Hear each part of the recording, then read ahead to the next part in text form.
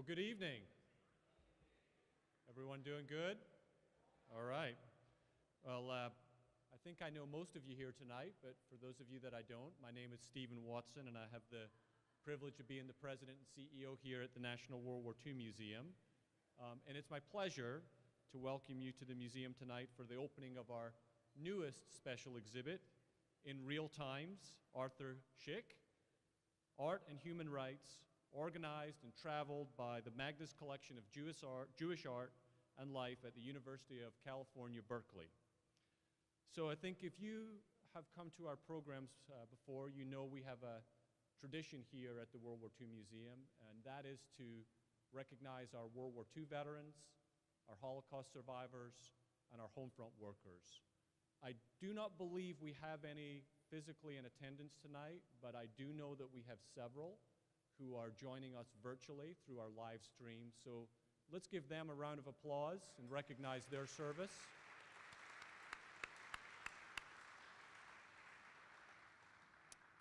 Of course, it's our honor to pay tribute to them and their service every single day here at the National World War II Museum. I would also like to recognize all veterans and active military for your service to our country. So please stand or wave if you have served in our armed forces. Thank you.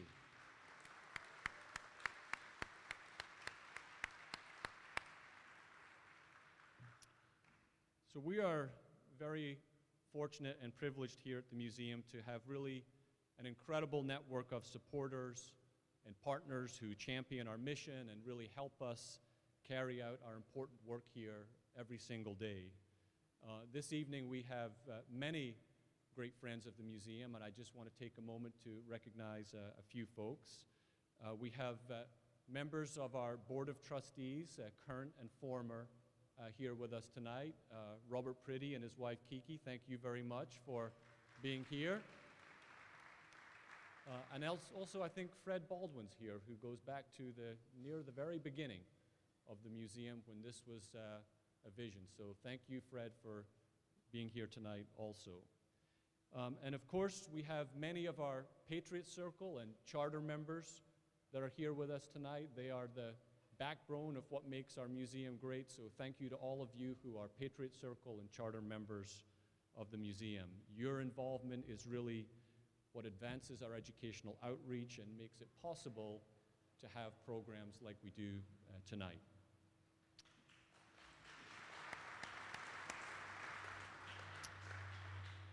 In a moment, you're going to hear more about this important exhibit from Erin Clancy, who's our Associate Vice President of Collections and Exhibits, and of course from the curator of the exhibit, Dr. Francesco Spagnuolo. But before we invite them for their presentation, I just want to again thank a few additional folks. First of all, I want to recognize and thank Diane and Tad Toby of Toby Philanthropies for serving as the presenting sponsors of this exhibition here at the National World War II Museum. Diane and Tad are with us here tonight, joined by members of the Toby Philanthropies leadership and board, and also Barry Cohn, who is the chair of the board of the Magnus Museum Foundation. So thank you, Diane and Tad, for your support. It's much appreciated. And also for being here all the way from California. And also another supporter of this exhibition I want to acknowledge, and that's George Marcus and the Eiserman Foundation. Thank you to them for their generous support of this exhibition as well. So I think we are really honored to have the opportunity to showcase this exhibit, which of course, as you've seen tonight, some of you already, examines the work of artist, illustrator, and political cartoonist Arthur Szyk. Szyk's cartoons ridiculed dictators, they exposed Nazi genocide, they criticized civil rights violations here in America, and that was often played out on the covers of the era's most popular magazines. I think the importance of his work, really then and now, cannot be overstated. So much that President Franklin D. Roosevelt often referred to Szyk as America's soldier in art. for his commitment to calling attention to the atrocities of the Axis powers. In Szyk's works, as you'll see themes of freedom, human rights, and really, I think, the dangers of tyranny and totalitarianism. These are the themes that I think really get to the essence of what was at stake during the war, what we were fighting for, and of course, I think most importantly, what our victory meant. I think many of you know in the next year, we're going to conclude and celebrate what has been a 20-plus year journey to build this entire campus in the National World War II Museum with the opening of our Liberation Pavilion, which is just to my right. And that exhibit will, of course, explore these important questions within the galleries that will be focused on the Holocaust, the cost of our victory, and the ways that the war shaped America's role abroad, and of course, our society at home in the post-war era. We think this story is equally as important as helping our visitors understand, of course, the fighting in Europe and the Pacific that was essential to winning the war. So this will really complete our campus. It will be the final chapter of our mission, helping our visitors understand the legacy and the lessons of World War II. And there really couldn't be a better special exhibit that we are opening here tonight that really plays to those themes and sets up which will be an important year as we head towards the opening of the Liberation Pavilion. But now I'd like to welcome Erin Clancy to the stage. As I said, Erin is the museum's Vice President of Collections and Exhibits, and she has played an instrumental role in securing the opportunity for us to display such a wonderful and important collection here in New Orleans. So please join me in welcoming Erin to the stage, who will introduce our exhibits curator, Dr. Francesco Spagnuolo. Thank you.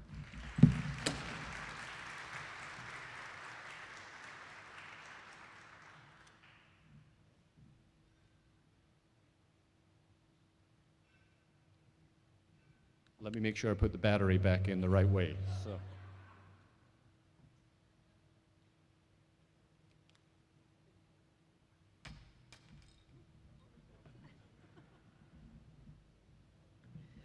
Thank you, Stephen. And good evening, ladies and gentlemen. We are so excited to welcome this important exhibition to our campus here in New Orleans. This evening has actually been more than 4 years in the making. Members of our Education and Access staff visited the Magnus Collection about 4 years ago in Berkeley, California. It was shortly after, 5 years ago, thank you for correcting me there in public. No, this was shortly after the acquisition of this stunning collection of over 450 artworks by Arthur Szyk, which was thanks to the generosity of Toby Philanthropies. We knew immediately that an exhibit of Szyk's work would be a perfect fit for our museum, as his work during the war made him one of America's most powerful voices decrying fascism and injustice. So, we're honored to be joined this evening by the exhibit's originating curator, Dr. Francesco Spagnuolo, a wonderful person as well.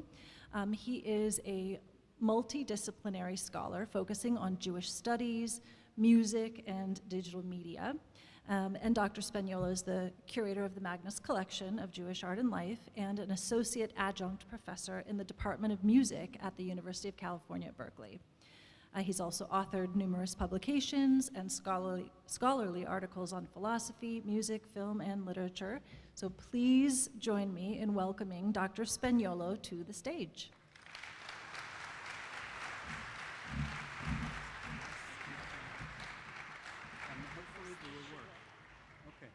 All right, so first of all, so it looks like I have you all to myself for about 20 minutes. Good luck. And let's see if this works, because I haven't tried this one. Yes, it does. Okay, good. Okay, we're in good shape. Yeah.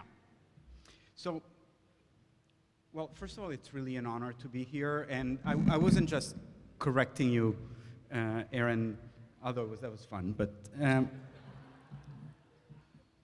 It is 5 years. It's 5 years since the Magnus received an incredible gift. I'll talk about it in a second. And we started working on the Arthur Szyk collection at the Magnus, the Toby family Arthur Szyk collection at the Magnus.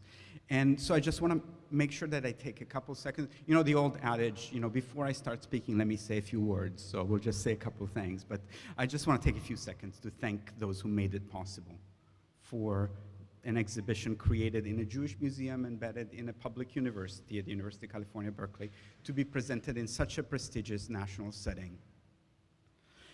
And Diane and Tad Toby, who are right here in front of me, and the Toby family, who established the Toby family Arthur Szyk collection at the Magnus. And then Toby philanthropist and Shanna Penn. Shanna Penn happens to be here too, just in front of me.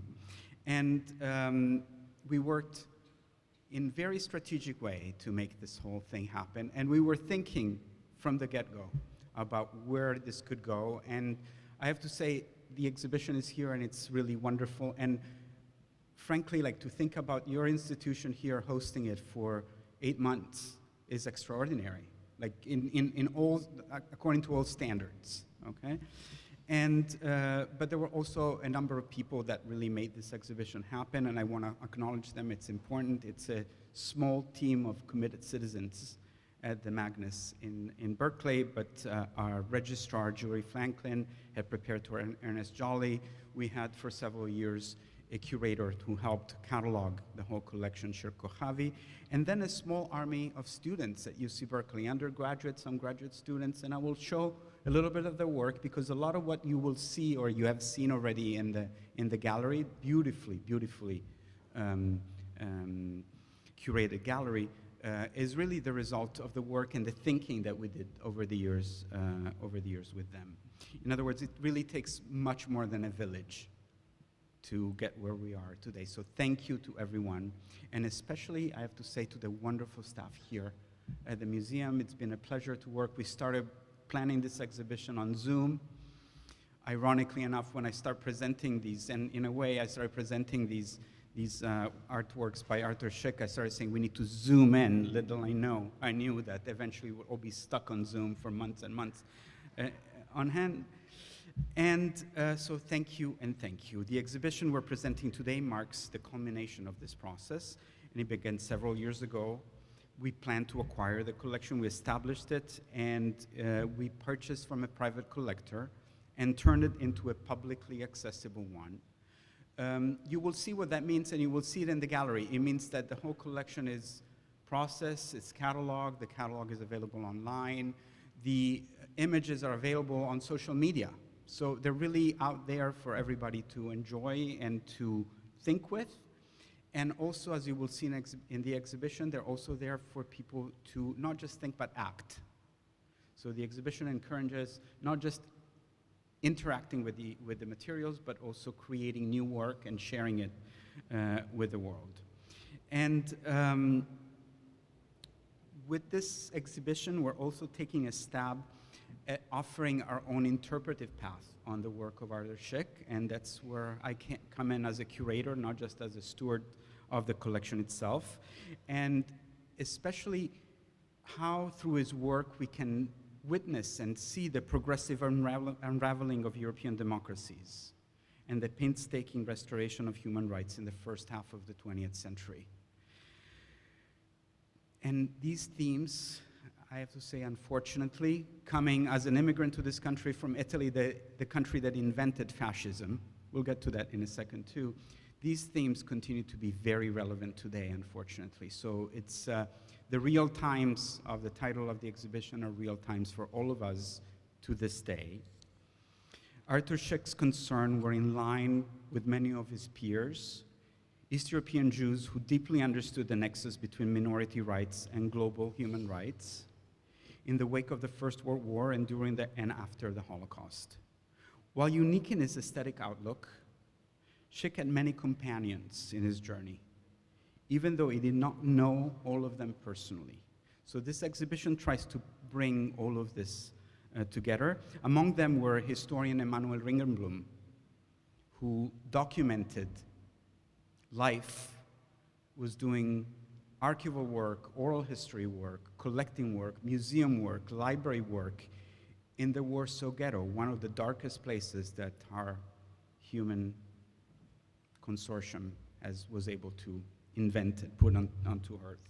I'm going to step a little back so that I don't completely deafen you. Political thinker Hannah Arendt, and filmmaker Charlie Chaplin.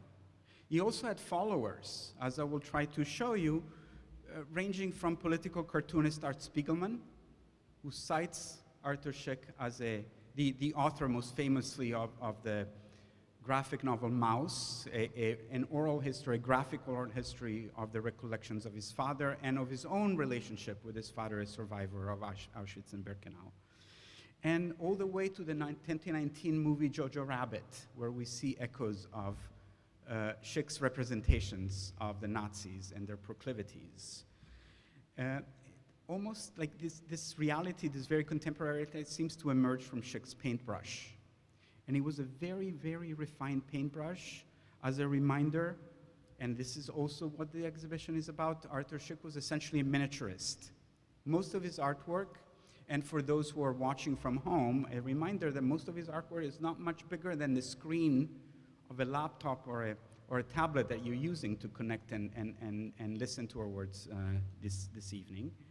And so what we did is that I also put together a research group of undergraduate students, and we did very good work in digitizing the collection, cropping various elements. So what you will find in the gallery is also a workstation that will allow visitors to combine different elements of Arthur Szyk's work into their own political cartoons.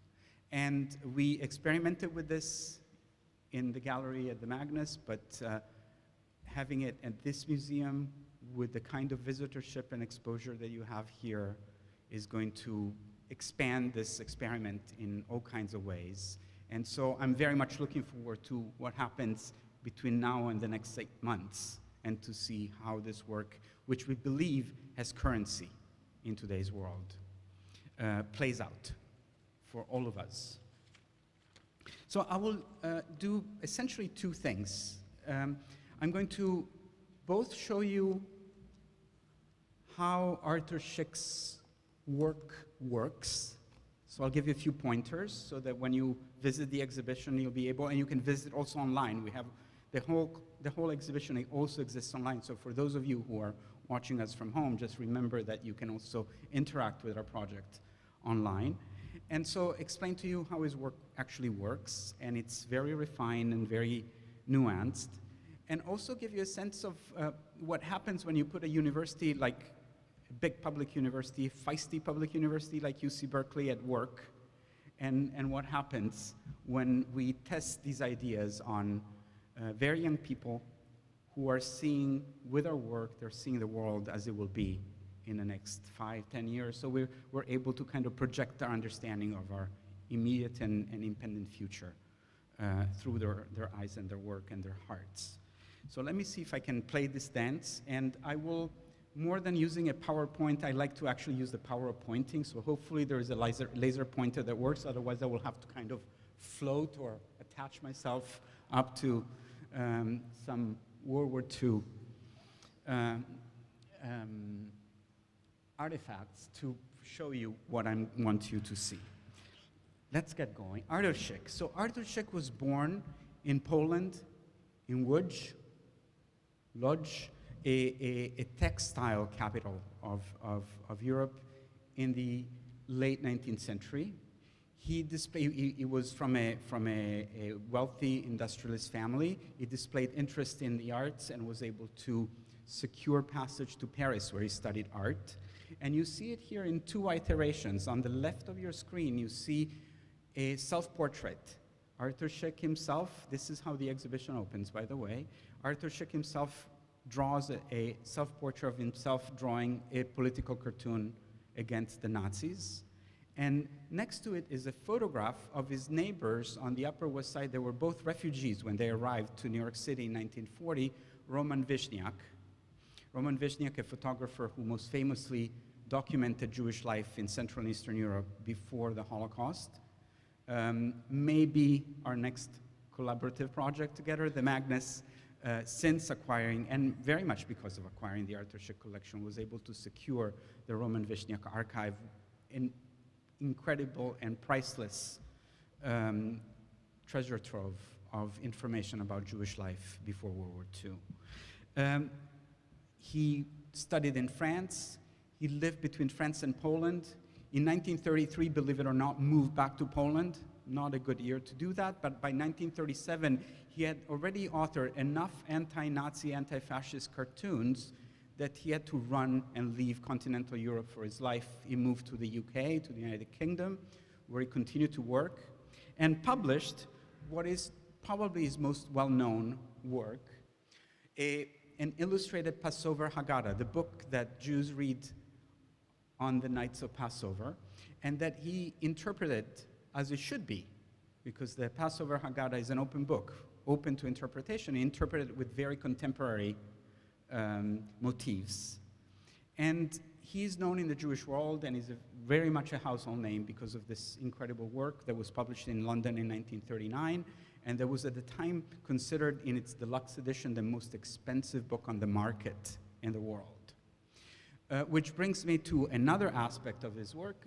This is also, again, for those who are looking into art or even trying to make a career into art. Look at Arthur Szyk, because he was actually a really capable artist also in promoting his own work. This is a dedication to the royalties of the United Kingdom.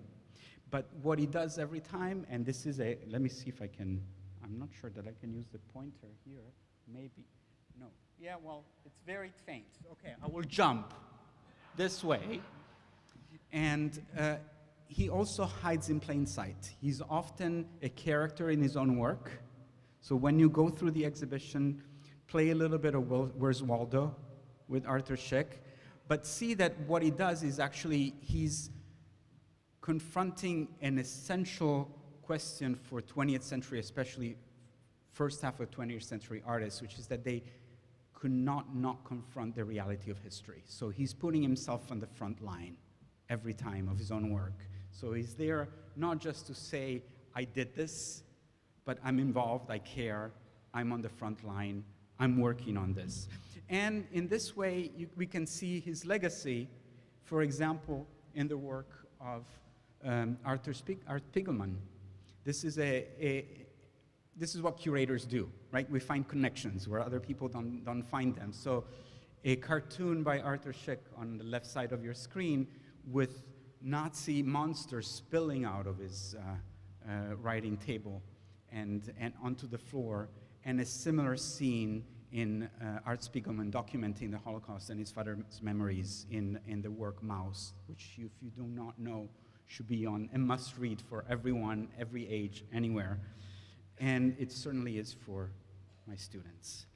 A bit about the collection background.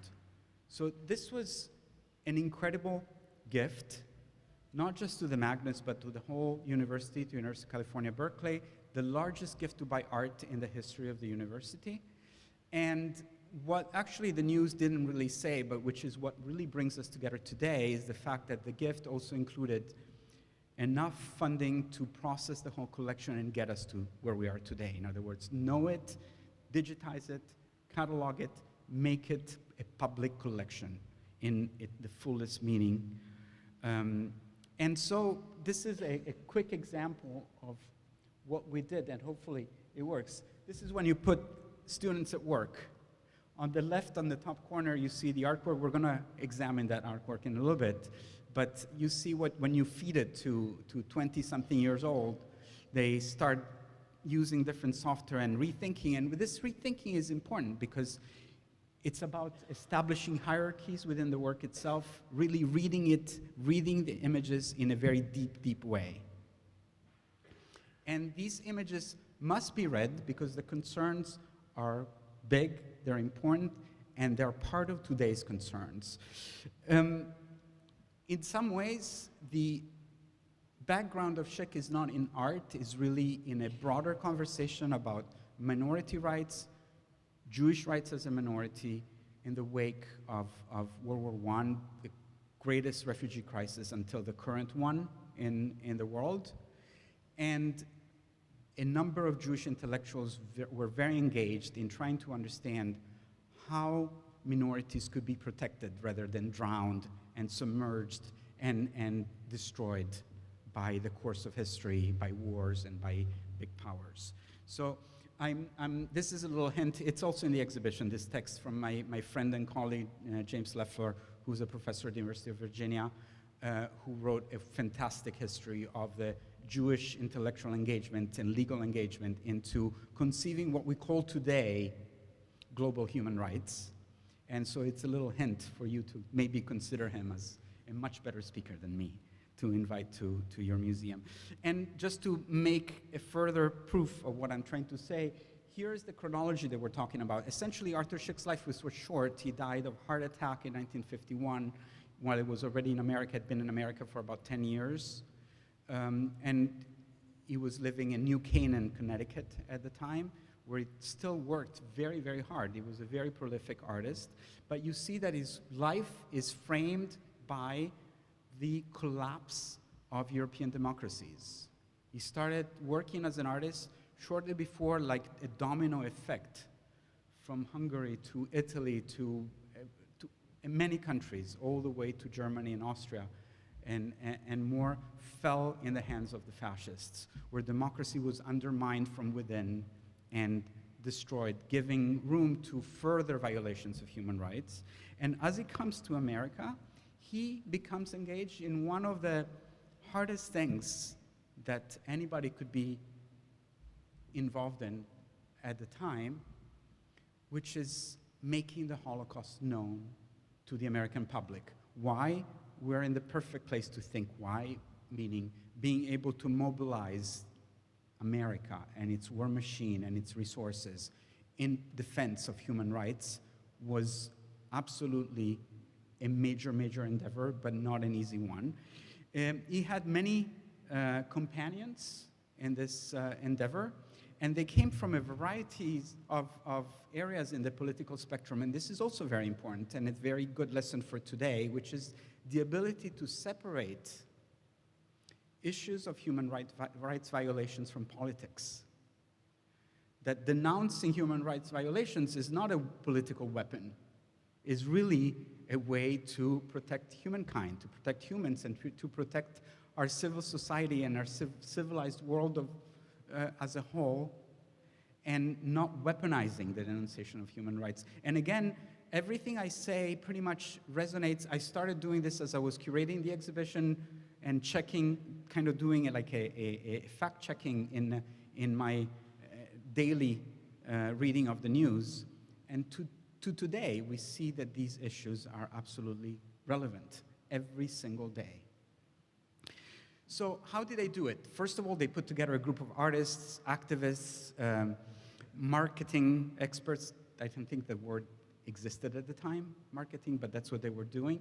And they created a pageant that was presented in Madison Square Garden and in the Hollywood Bowl with music and theater and readings, etc. And the mastermind behind this was the screenwriter Ben Echt of Stagecoach fame, who, after broadcasts from the BBC in 1942, decided to take an active role in denouncing what was going on in Eastern Europe, because people didn't know. I hear we have a little bit of a soundtrack also, but hopefully not more. And so, among other things, Arthur Szyk illustrated a poem by Ben Echt. Ben Echt published an article in the Reader's Digest and really took it upon himself to make this humanity plight public. But this is a poem that then Arthur Szyk illustrated. And I just wanted to show it to you, mostly to show you how to read the work of Arthur Szyk. So once you go into the galleries and you see many other works, you will have a few clues on how to work. So a poem is written in English, and I would expect everyone, including myself here, to read it from top to bottom, right? English is read from left to right, top to bottom. So this is how the poem works. But if we look at the images that Arthur Szyk creates, we have to go the other way. He creates almost like a circular movement. So what you see here is you see Nazi soldiers threatening a group of Jews. And what are they doing? They're on the phone, calling.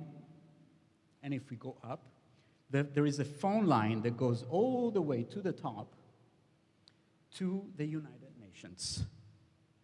And the United Nations are asleep. Nobody's answering the phone. In other words, this call, it's urgent call of rescue is not being answered.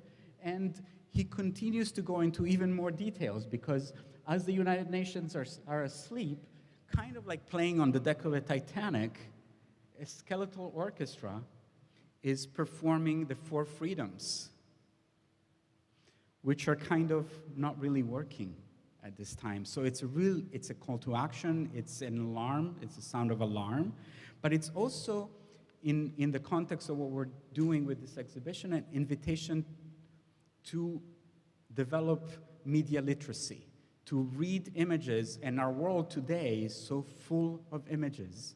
And a lot of these works were published on major, as those speaking before me have said, published on the cover of major magazines, etc. So being able to read this is like being able to really decipher what goes on Instagram or TikTok these days. And we know how those media really impact our lives every day, every second of our life. The other thing that Szyk would do in his work is try to appeal to a common denominator. So he presented Jewish themes, but in a ways that the Christian majority of America could grasp. So what we see, for example, we're all in 1943, so we are at the time, we're still before news of the Warsaw Ghetto Uprising, so the early months of 1943, and when news of massacres of Jews in Eastern Europe are at this point confirmed, but they need to be known by the greater public so that action could eventually be taken. And so here he's illustrating, is starting from Psalm 150, but even though he has a very Jewish Christ, right, among the victims of the Nazis, along with other Jewish victims, he's calling the psalm according to its Latin title, De Profundis. Okay, so he's speaking to a much broader audience. It's really an attempt to communicate broadly. And again, these are themes that we confront in our daily life. In other words, the real times continue to be real times. Here are some details. Really, when you go through the exhibition, spend time with the details, both with the original artwork, and in the exhibition you will have one iPad where you can select all the artworks and magnify and zoom in the same way that you do when you look at your photos on your phone or something to show it to your friends. This time you will be looking at very different content. And I hope you appreciate the fact that I'm here to kind of introduce this, but at the same time I'm talking about very difficult things. So I'm trying to balance what I say this evening. De Profundis, a psalm and a plight for people being massacred. And again, open any newspaper today and you will find news of this kind somewhere in the world. We know exactly where today, because it was covered. It was in the front pages of many newspapers today, so we know exactly which human rights are being violated today, this second. More details. He manages to quote the book of Job, but he actually is quoting the last words of Christ on the cross. So again, reading these works requires the competency of somebody like Artur Szyk, who was a Polish Jew who grew up in a very Catholic country and who was familiar with the Judeo-Christian heritage and culture and religious heritage, and was able to navigate both and channel those for the American public as well. And also able to go from art to political cartoons to marketing. So what you see here is, and you will see it in the exhibition, this is a political cartoon. Jewish children are the victims of the Holocaust. 1.5 million of them, right? But they're also become icons of a brochure to sell stamps to collect funds to help refugees and to help fund the fight against what was going on at the time in Eastern Europe. So again, the other thing you want to think about in his work is really how there is almost no solution or continuity between art, political action, and marketing in the best sense of the word. There's also real-time communication, like almost like radio of the time. So by the time the Warsaw Ghetto uprising is known, he's illustrating it almost in a photographic way. Almost every character in the painting on the left is a historical character. You can go down to Nero and do iconographic research, and they're all the leaders of the uprising, who were all kids, right? In the spring of 1943 in Warsaw. They were all almost children with different political ideologies, different agendas, and all fighting together. And who all they wanted to know was for the world to know what they were doing. They had no hope of coming out of it, but they wanted the world to know about that. And so every detail here is basically a historical detail. Every detail is important. It's not just a matter of pathos, it's a matter of using art to document history. As I was saying, the dilemma of 20th century artists of having to come to terms with history with a capital H, not being able to avoid it, having to deal with this. Another important chapter in his work are the depictions of Adolf Hitler. They're important because well, I'll give you sort of the sense for this, is not just know your enemy, but know every detail about your enemy. Know everything you can know and poke fun and undermine from within. He had a companion in this endeavor, Charlie Chaplin, with the great dictator in 1940, who writes in his autobiography how he was meeting challenges in the feedback trying to produce the great dictator and denouncing Hitler because film production companies didn't want to invest in something that they thought would be boycotted by too many countries in the world. And here we go. So this is Szyk's Hitler, and you will find several of these cartoons in the exhibition, and his associates, and his allies, and every single detail here is meaningful, including words from a German folk song that became the anthem of the Hitler Youth, also inscribed around the globe. There are all kinds of details. Every single thing here can be dissected, and I'm going to try and stay with the time that was given to me. But of course, each one of these, I'm sorry, I'm coming from university, could turn into a 2-hour lecture. I will spare you that. More details. And connections. The connections are uncanny, unmistakable. But as we progress in tracing these connections, we see that there is also a legacy here, because Taika Waititi in Jojo Rabbit portrays Adolf Hitler in a very, very similar way. And this kind of portrayal is very ambiguous and very complex, because on the one hand it's funny, and on the other hand is really, really, really not funny at all. And in the same autobiography, Charlie Chaplin also talks about his regret. He says, had I known what was actually going on in the camps in Eastern Europe, I'm not sure that I would have poked fun at Hitler, even though one should poke fun at Hitler. And, you know, as the resident immigrant from Italy, I couldn't resist showing Benito Mussolini with his pants down, but actually I'm showing it as a reminder, and having grown up with people who had to deal with this guy, it's really not funny. And it's not funny for Arthur Szyk. He's undermining authority, is pulling the rug from under very bad people's feet, but he's also giving us the template, the tools to think and to act against those very same bad people or their reincarnations. How does he do it? By studying. So he's very familiar with all kinds of Nazi mythologies, and he studies them very deeply. So here is an example where the work of Richard Wagner, the operas of Richard Wagner are illustrated, in which all the characters from the operas become the characters of history. And you see, Marshal Pétain from France is in the kitchen, and Adolf Hitler is serving beer, and Hitler is serving a pig's head, etc., and Bismarck, and all of the other people who are enablers of violating human rights and destroying our world are all highlighted here, along with very detailed things of Nazi literature. He depicts the entire Nazi bookshelf. Again, he does it in a painting that's literally the size of an iPad. So you'll see it in the original in the exhibition, but you'll be able digitally to expand it and to kind of view it the way the artist himself was seeing it.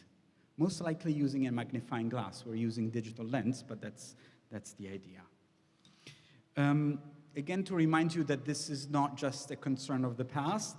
As I was launching this exhibition in Berkeley, we opened it. It was perfect time. It was end of January of 2020. So it stayed open for about 4 or 5 weeks. We reopened it again. But in the news cycle reported of the analogous to the Ministry of Culture in Brazil, I'm not even going to say the gentleman's name, who went on the record on camera giving a speech that was word for word based on a speech by Joseph Goebbels, the Ministry of Propaganda in Adolf Hitler's regime. So these words continue to echo these days, and if we open the newspapers, we read the news these days, we know that Brazil is about to face new elections, but really the dilemma is, will there be elections or a coup d'etat?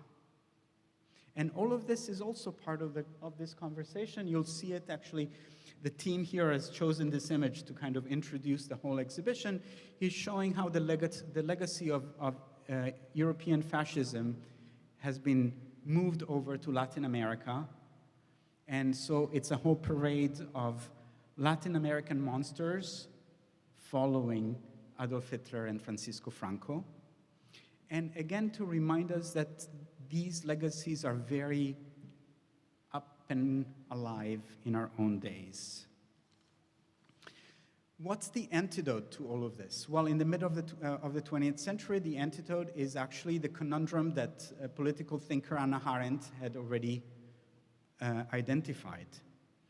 Essentially, Hannah Arendt understood that for humans to have the right to have rights, in other words, to enjoy human rights, they had to be covered under the umbrella of nationhood. And in fact, most and the earliest victims of totalitarianism were those humans who fell between the cracks, who did not have citizenship, and who were displaced refugees, and who had nobody to look after them.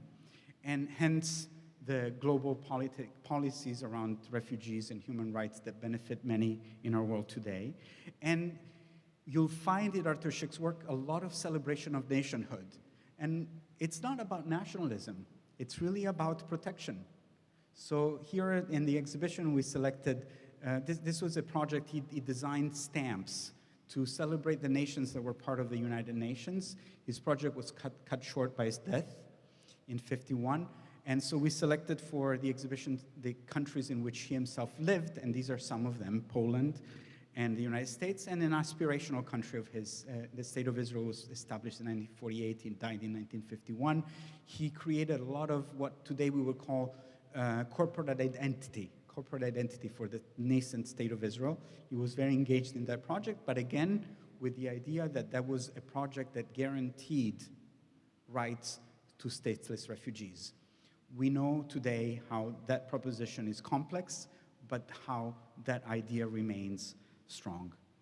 Last but very much not least, I put it last in the exhibition and I put it last in my presentation here because I think it fits perfectly with the theme of this incredible museum that I'm so honored to be a guest of, is Arthur Szyk's concern for civil rights in America, which began long before he arrives to America. As a reminder, he arrives in 1940 as a refugee, but already in the 1930s, he started painting and celebrating the heroes of the American Revolution. And in 1938, he paints Tadeusz Kosciuszko, a hero, a Polish hero of the American Revolution who fought in the Revolutionary Army, and he writes.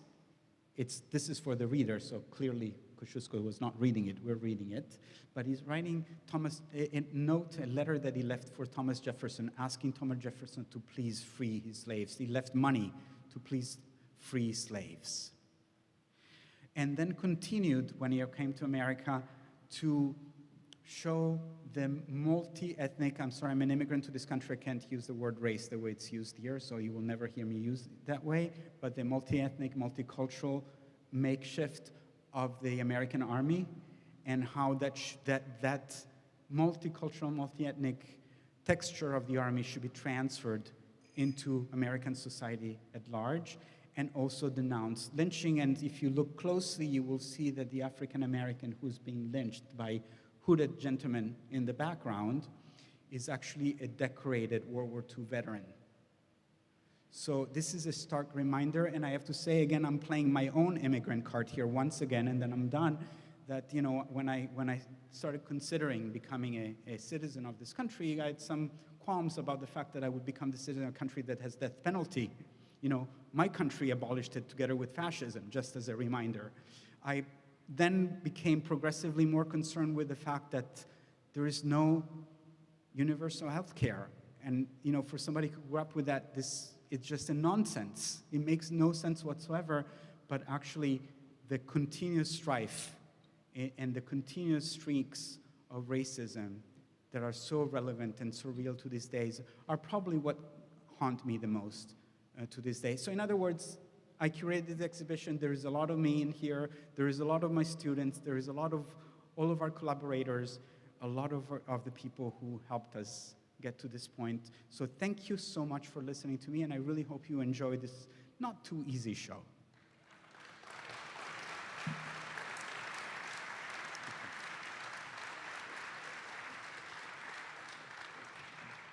And now we sit here.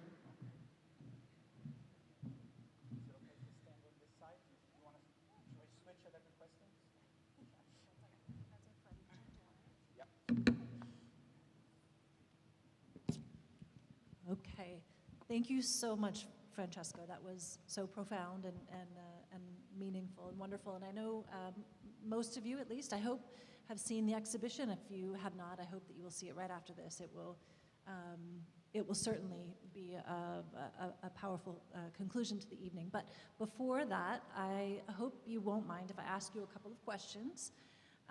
I think you've covered this already, but maybe you can go into a little bit more detail about how the collection of Arthur Szyk's work came to be at the Magnus. It's such an extensive body of work. And I know you've just finished talking about this, but maybe even a little bit more about why you chose to focus on human rights with this exhibition. So first of all, how the collection came to be. So I would say to collecting institutions out there and to philanthropists, study how this came about, because it's a wonderful template. As I was saying earlier, it wasn't just a gift to purchase the art. It was also a gift. It gave my institution enough funding to process.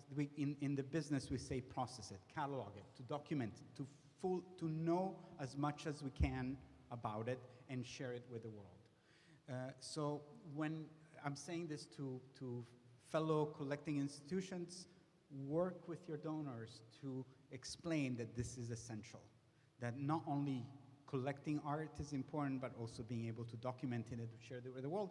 And that requires staff, expertise, knowledge, research, years of work to happen. So I think we're all extremely grateful to Tobii Philanthropies for making this happen. But there is actually another story here, which is that in all of this, from what I learned from Ted Tobii is also honoring his own family's friendship with Arthur Szyk. He apparently met him when he was a little kid in New York, and his parents, and he was friends with his parents. So there is a debt of legacy that's part of this story. And I think it's very relevant to all of this. I was saying there is a lot of me in this exhibition, but there is very much a lot of Tad in the whole project, and it's very clear to all of us who are involved with it. Human rights. So Arthur Szyk had been documented and exhibited, including very prestigious national exhibitions, well before the collection arrived to the Magnus. And in our opinion, so we studied all of this, in our opinion, the focus was very much on sort of the various identities of Arthur Szyk, and especially a focus on his Jewish identity. And the more I studied this, the more I realized that the concern was broader, and actually connecting it to a group of Jewish intellectual legal thinkers in Eastern Europe, completely powerless, who sat there and figured out what would inform things like small things like the Nuremberg trials and the United Nations and the rights of global refugees. Well, that was the story to tell. So for me, that was the story to tell. Thank you. I have heard that he often said this phrase. It was, art is not my aim, it is my means. Is this true, number one? And what did that mean? Well, at least, you know, in knowing many artists, I think he's in good company. And his means were not just political, they were really about thinking about communication, how to communicate. And so the way he worked was in what I defined, also tried to explain in the exhibition itself, also in practical ways. He worked in he was very prolific. So you see these works, sure, they're small in size, but they're so detailed that clearly they took a lot of work to come to be. But the way he was doing it was in a kind of a modular way. So you will find, by looking at his works, you will find some recurring modalities. Frames, certain shapes, roundels, and so on, that kind of repeat themselves so that would enable him to act in the moment and to communicate quickly, which he needed to do in order to raise issues that were impellent and in the moment.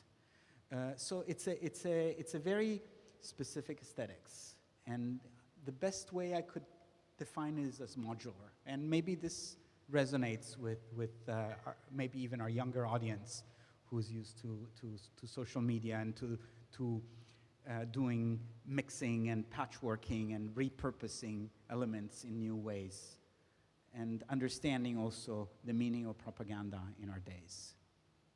Thank you. All right, one more question from me. Okay. This is the one I get in trouble with? No, Oh, okay. no, not at all. So, speaking of Szyk's style and some of the elements that he included in his works, you know, it's interesting to me that he was considered one of the great modern artists of his time. But to me, his work is more reminiscent of medieval or Renaissance traditions, of illuminated manuscripts and a much older sort of aesthetic style. Could you comment on Szyk's aesthetic and what role that plays in this exhibition? Yeah, so it's, you know, his kind of aesthetic roots are not really super easy to decipher because he's kind of unique. He's a bit idiosyncratic in his work. It's hard to compare him to anyone else. He has elements from medieval and Renaissance art.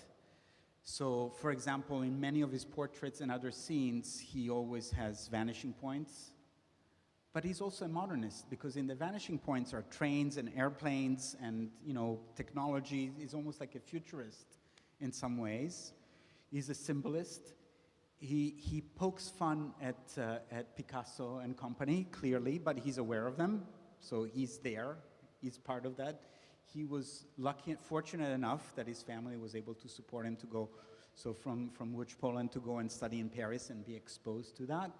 He's also clearly exposed to what the cipher of Jewish art in those decades, the 1910s and 20s was, which was under the rubric of Orientalism. So there is a lot of Orientalist decorative motifs and all of that. It's all there. And at the same time, he has to do his art quickly. And he's also, unlike many of his peers at that time, he's also, as I was saying, very good at promoting himself. So a lot of what we see in the archives, in his correspondence and so on, is him knowing whom to go to, who to move, etc., to make sure that his work gets placed exactly where he wants it to be placed, and seen and visible and effective and effectual. Okay. That's so very interesting. Well, that was my last question, and I think we may be running a little bit short on time. So what I'm going to suggest is that maybe if the audience has questions, perhaps you can stay and they can ask you Absolutely. personally. Okay. Well, then I want to thank you so much for joining us, for sharing your insights into the development of In Real Times, Arthur Szyk, Art and Human Rights. So I'm going to encourage the audience now to go visit the exhibit inside the Joe and Dorothy Brown Foundation Special Exhibit Gallery upstairs.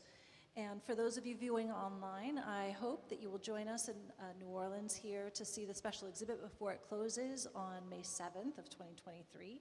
So thank you all very, very much for joining us this evening, and special thank you to our sponsors who made this evening an exhibition possible.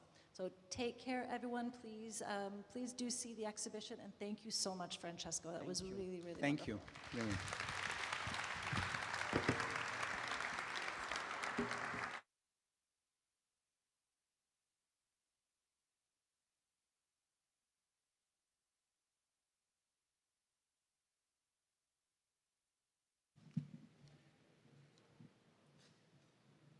Okay, now I get to fix this, maybe.